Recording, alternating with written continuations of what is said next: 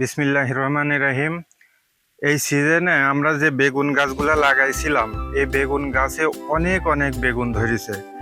তো এই বেগুনগুলা আজকে আমরা তুলবো ইনশাল্লাহ।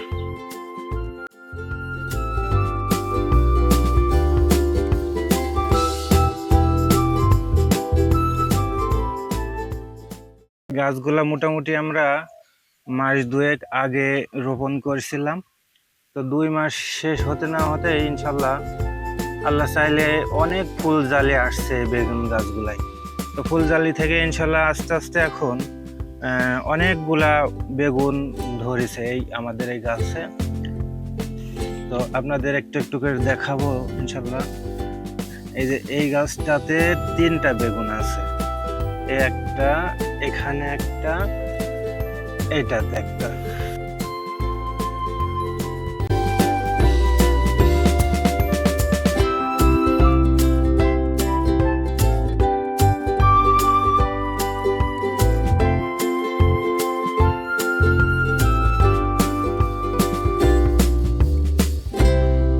আপনারা দেখতে পাচ্ছেন এখানে একই গাছে 3টা বেগুন আছে।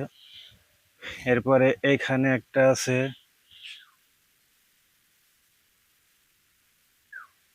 এই গাছে আরেকটা বেগুন আছে, এখানে আছে।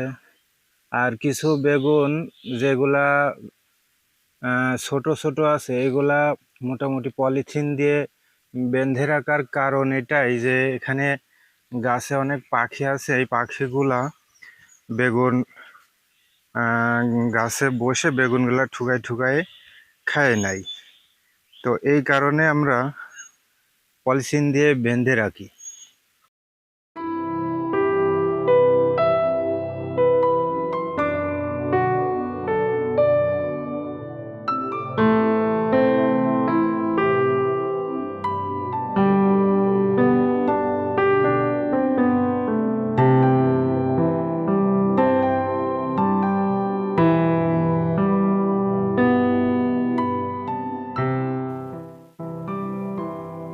এই একই গাছে পাশাপাশি 3টা বেগুন আছে, এই যে আপনাদের দেখাই।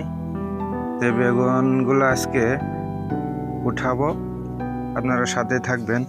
প্রত্যেকটা গাছে বেগুন আছে, এই যে এখানে একটা আছে, এইটাতে 2টা আছে, একটা ছোট, এই যে পলিথিন দিয়ে বাঁধা আছে, এই যে পলিথিন দিয়ে বাঁধা।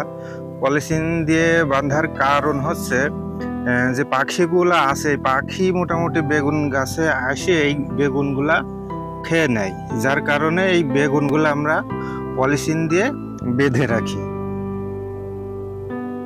তো আপনাদের আরেকটু যদি দেখাই, শুধু বেগুন না, বেগুন গাছের পাশাপাশি আমি শশার গাছ লাগাইছিলাম।